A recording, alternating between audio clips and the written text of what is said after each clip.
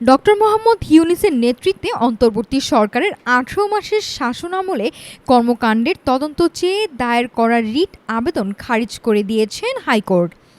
আজ বৃহস্পতিবার শুনানি শেষে বিচারপতি আহমেদ সোহেল ও বিচারপতি ফাতেমা আনোয়ারের সমন্বয়ে গঠিত হাইকোর্ট বেঞ্চ এই আদেশ দেন। ডক্টর মোহাম্মদ ইউনূসের নেতৃত্বাধীন অন্তর্বর্তী সরকারের গত ১৮ মাসের শাসন আমল নিয়ে আইনি লড়াইয়ের অবসান হলো হাইকোর্টে। এই দীর্ঘ সময়ে সরকারের বিভিন্ন কর্মকাণ্ডের সুষ্ঠু তদন্ত চেয়ে দায়ের করা রিট আবেদনটি সরাসরি খারিজ করে দিয়েছেন উচ্চ আদালত। ১৭ মে অন্তর্বর্তী সরকারের ১৮ মাসের কর্মকাণ্ডের তদন্তের নির্দেশনা চেয়ে হাইকোর্টে যৌথভাবে রিট আবেদন করেন জ্যেষ্ঠ আইনজীবী এম কে রহমান ও আইনজীবী মহসিন রশিদ। ওই দিন প্রাথমিক শুনানি শেষে আদেশের জন্য আজকের দিন অর্থাৎ বৃহস্পতিবার ধার্য করেছিলেন আদালত।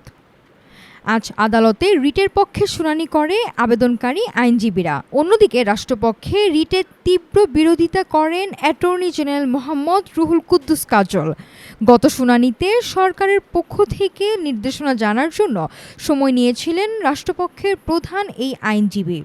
আজ চূড়ান্ত শুনানি শেষে আদালত রিটটি খারিজের আদেশ দেন। নাফিসা সামিয়া, ঢাকা টুডে।